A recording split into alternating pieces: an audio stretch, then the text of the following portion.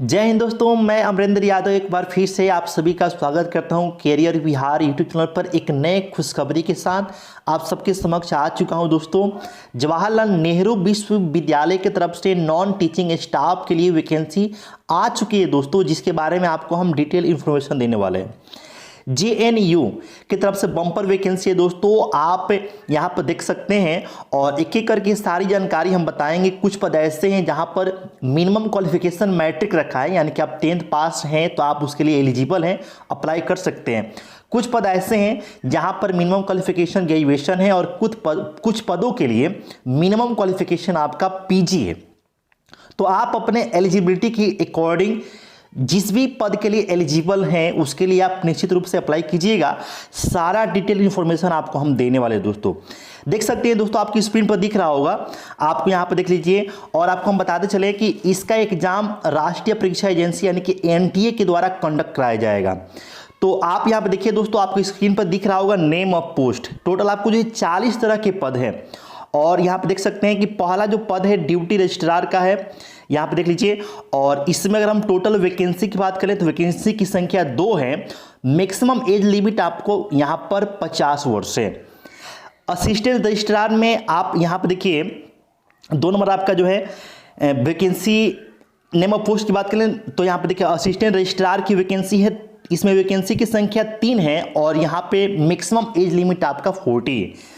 Public relation officer की vacancy 1 है। Section अफसर की वैकेंसी आपका दोस्तों 8 है। सीनियर असिस्टेंट की वैकेंसी 8 है। असिस्टेंट की वैकेंसी 3 है। जूनियर असिस्टेंट की वैकेंसी दोस्तों यहाँ पे 106 है। तो आप देख सकते हैं दोस्तों, और यहाँ पे देखते रहिएगा, यहाँ पे ग्रुप ए आपको यहाँ पर ग्रुप जो भी पोस्ट है उसके सामने आपको ग्रुप मिल जाएगा कि किस ग्रुप का वो पोस्ट है, साथ में उसका लेवल भी आपको मेंशन है। और इधर आप देख सकते हैं सबसे दाईं ओर आपका इधर आपको मैक्सिमम एज आपको लिखा हुआ मिल जाएगा। मल्टीटास्किंग स्टाफ की बात करें दोस्तों तो इसमें वैकेंसी की संख्या टोटल 79 है। एज लिमिट आपका मैक्सिमम 40 वर्ष है।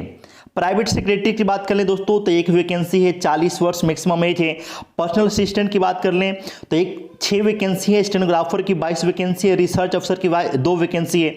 इसी प्रकार से आप आगे देख सकते हैं एडिटर पब्लिकेशन की 2 वैकेंसी है। क्यूरेटर की वैकेंसी 1 है। असिस्टेंट लाइब्रेरियन की वैकेंसी 1 है। प्रोफेशनल असिस्टेंट की वैकेंसी 1 है। सेमी प्रोफेशनल असिस्टेंट की वैकेंसी 8 है। कुक की वैकेंसी 19 है। मेस हेल्पर की वैकेंसी 49 है। असिस्टेंट इंजीनियर की वैकेंसी 1 है। जूनियर इंजीनियर की वैकेंसी 1 है दोस्तों।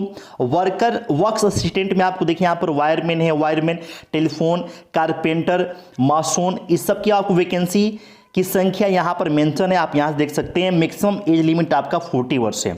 ये जो मैक्सिमम एज लिमिट है ये आपको दोस्तों बता दें कि जनरल वालों के लिए है। अगर आप OBC से बिलोंग करते हैं तो आपको 3 वर्ष का छूट आपको यहाँ पर दिया गया है। और अगर आप SC ST वाले हैं तो आपको एज में 5 वर्ष का छूट मिलेगा।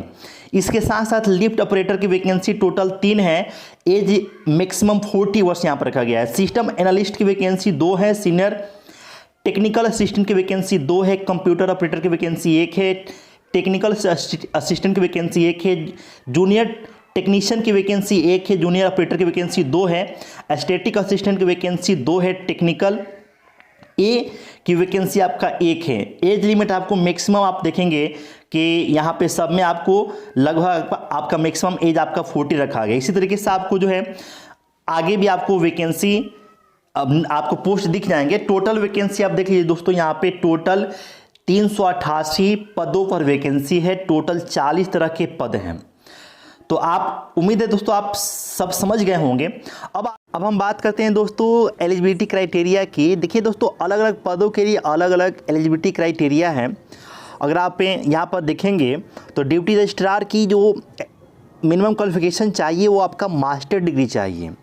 इसी प्रकार से असिस्टेंट रजिस्ट्रार की जो मिनिमम क्वालिफिकेशन चाहिए वो भी आपको मास्टर डिग्री चाहिए। आप यहाँ पे देख सकते हैं।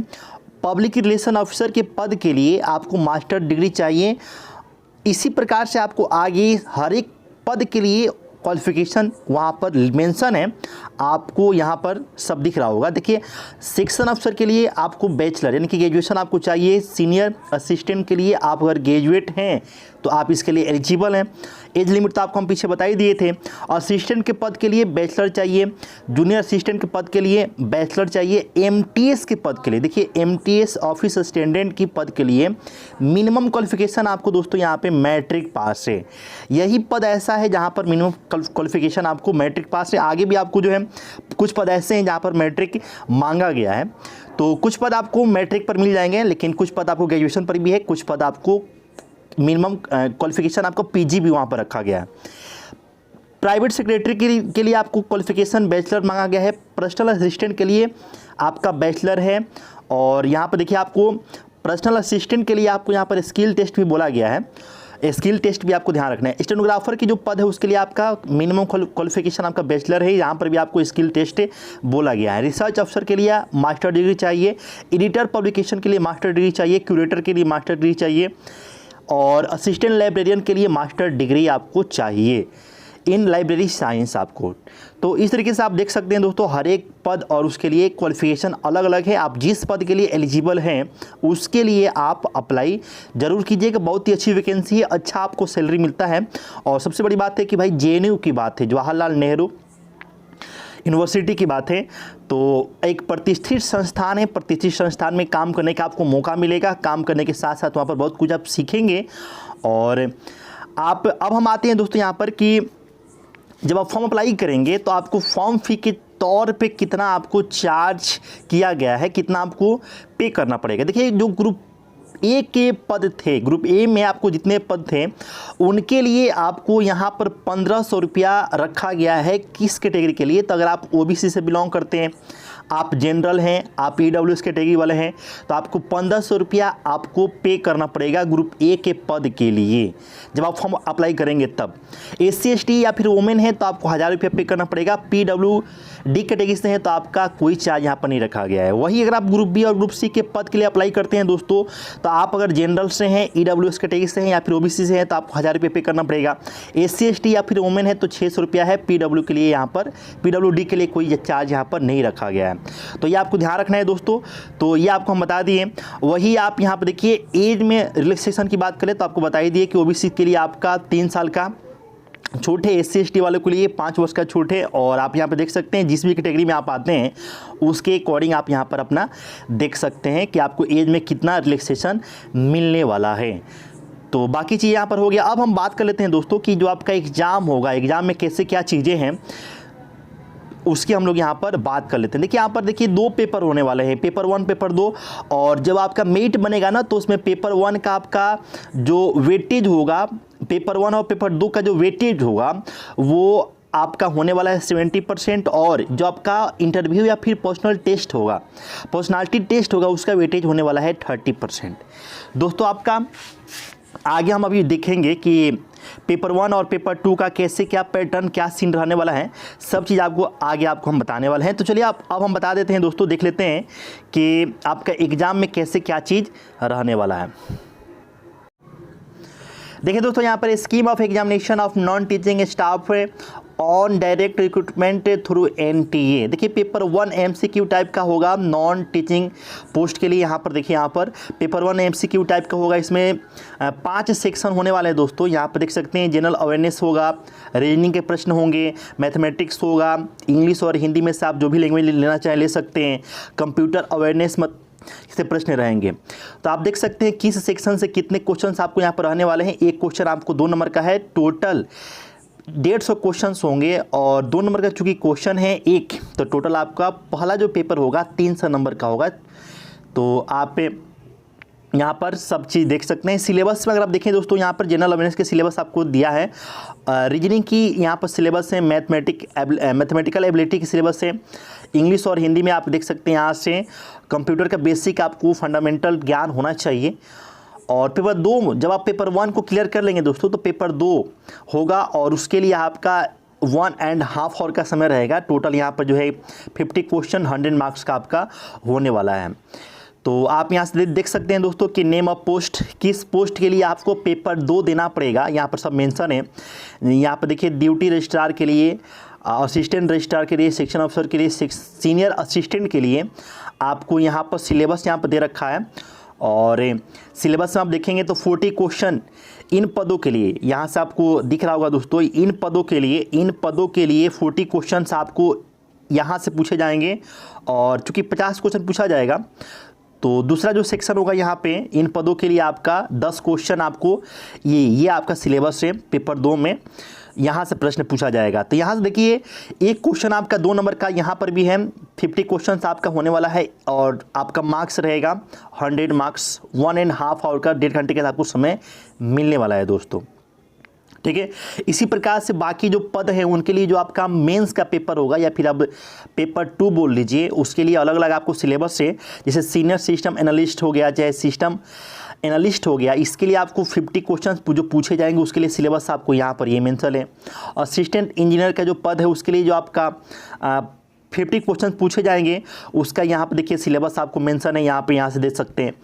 तो जिन भी पदों के लिए पेपर 2 होना है उसके लिए सिलेबस क्या है उसके सामने आपको मेंशन कर दिया गया है। 50 क्वेश्चन आपका पूछा जाएगा, एक क्वेश्चन 2 नंबर का होगा और 1.5 घंटे का आपका पेपर होगा पेपर 2। पेपर 2 के बाद से जब आप उसको क्वालिफाई कर लेंगे, उसको आप दे लेंगे, उसके बाद से आपका होगा skill test for following posts. Skill test होगा और सारे पद के लिए नहीं है दोस्तों, कुछ पद ऐसे हैं जहाँ पर स्किल टेस्ट होगा उनके लिए। तो आप जिन जिन पदों के लिए स्किल टेस्ट की रिक्वायरमेंट है यहाँ से देख सकते हैं, प्राइवेट सेक्रेटरी, पर्सनल असिस्टेंट हो गया, स्टेनोग्राफर हो गया, जूनियर असिस्टेंट हो गया, इन पदों के लिए आपको स्किल टेस्ट देना होगा। और स्किल टेस्ट के बाद से आपका इंटरव्यू पर्सनालिटी टेस्ट होगा और ये 100 मार्क्स का होगा, यहाँ पर देख सकते हैं दोस्तों। और यहाँ पर आपको मेंशन किया गया है दोस्तों यहाँ पर कि जो आपका पेपर 1 और पेपर 2 जो होगा उसमें मिनिमम क्वालिफाई करने के लिए जनरल वालों के लिए 40%, हालांकि इसका कोई मतलब है नहीं, आप जितना मैक्सिमम स्कोर कर सकते हैं उतना कीजिएगा, आपके लिए अच्छा रहेगा। यह ऐसे लिख दिया गया है, इसका कोई मतलब होता नहीं है। और यहाँ पे आप ये भी बोला गया है कि जो आपका मेरिट बनेगा उसमें आपका जो है पेपर 1 और पेपर 2 का 70% मार्क्स लिया जाएगा और जो आपका इंटरव्यू होगा जो 30% उसका 100 मार्क्स का आपका इंटरव्यू भी है, 30% वहाँ से आपका नंबर लिया जाएगा, उन दोनों को ऐड करके आपका मेरिट तैयार किया जाएगा। तो आपके मेरिट में आपका पेपर 1, पेपर 2 और जो आपका इंटरव्यू होगा वो तीनों आपके लिए इम्पोर्टेंट है, तीनों को ऐड करके तब आपका मेरिट तैयार किया जाएगा। हालांकि मेरिट में आपका 70% रोल रहेगा पेपर 1 और पेपर 2 का और 30% रोल रहेगा इंटरव्यू का। तो एक कुल मिला के एक कंप्लीट इन्फॉर्मेशन है दोस्तों। उम्मीद करते हैं कि ये जानकारी आपको समझ में आ गई होगी। अगर कोई आपको डाउट है तो कमेंट बॉक्स में कमेंट छोड़ के आप हमसे पूछ सकते हैं। चलिए फिर से मिलते हैं एक नया अपडेट, एक नए खुशखबरी के साथ। जय हिंद।